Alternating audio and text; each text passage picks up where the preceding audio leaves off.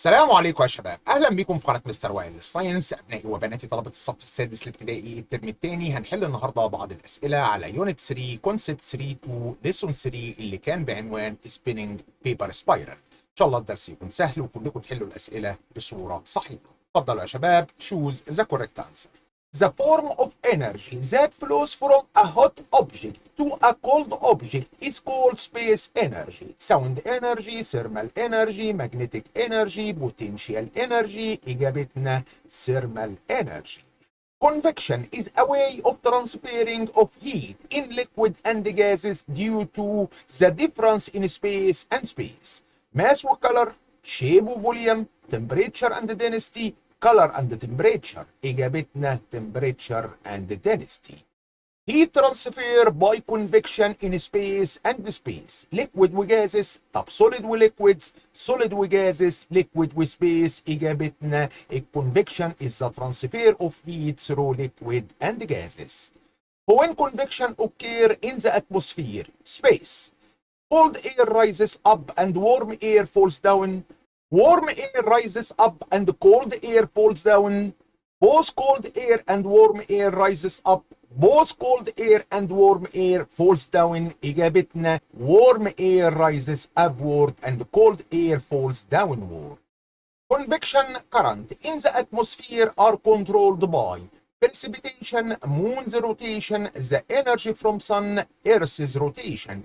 الكونفكشن كارنت بتحصل due to rising of hot air and falling down of cold air، واللي هيعمل الديفرنس في التمبريتشر بتاع الاير ده هي السولار انرجي. يبقى اجابتنا ان الكلام ده controlled by the energy from the sun. الاجابه C. Heat is transferred through the atmosphere by atmosphere يعني جاز. convection ولا conduction ولا reflection ولا absorption. اجابتنا convection. When air is heated, its space changes. Mass ولا smell ولا color ولا density. إجابتنا density. Choose from column B what suits it in column A. column A في الديفايس وcolumn B في اليوزز. column A في الانيموميتر weather radar rain gauge. column B measuring the atmospheric pressure، هو كده بيتكلم على الباروميتر وده مش موجود عندنا. measuring the wind speed بيتكلم على الانيموميتر. measuring the intensity of precipitation بيتكلم على weather radar. measuring the amount of rain بيتكلم على rain gauge. نكتب اجابتنا 1 اخترنا لها B، 2 اخترنا لها C، 3 اخترنا لها D. Put true or false. Cold air has more density than hot air. الكلام ده true. By increasing the temperature of air, its density decreases. الكلام ده true. Convection currents in the atmosphere are usually controlled by Earth's rotation. الكلام ده wrong. When the air is cooled, it rises up. الكلام ده wrong. Hot air rises above cold air. الكلام ده true.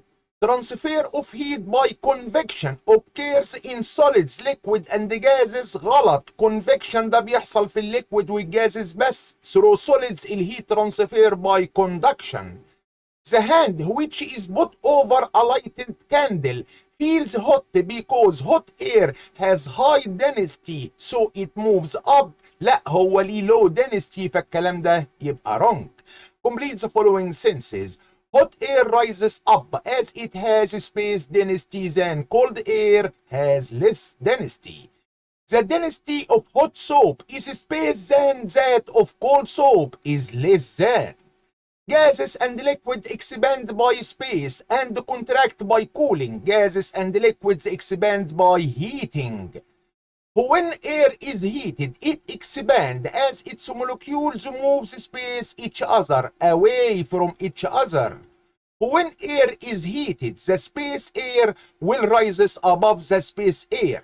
When air is heated, the hot air rises above the cold air. The horizontal movement of air is called wind, while the vertical movement of air is called air current. Give reason for. When air is heated, it expands because when air is heated, its molecules get away from each other, so it expands. What happens if We boil water in a pot on a stove. Concerning the movement of hot water and cold water, the hot water molecule will rises upward while cold water molecules falls downward.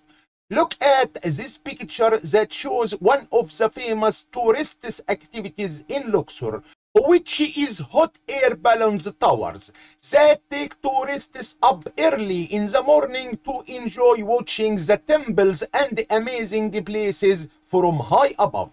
Complete the following sentences by using the words between brackets. في hot و cold increases و decreases. When the air is heated inside the balloon, the air space in volume, the air increases in volume. As the temperature increases, the density of air inside the balloon decreases. A balloon rises up because the space air inside the balloon is lighter than the space air surrounding the balloon. A balloon rises up because the hot air inside the balloon is lighter than the cold air surrounding the balloon. كده خلصت الأسئلة يا شباب. أتمنى أن انتوا كلكم تكونوا حلتوها بصورة صحيحة. أتمنى لكم التوفيق دائما. إلى أن نتقابل على خير في lesson 4. السلام عليكم.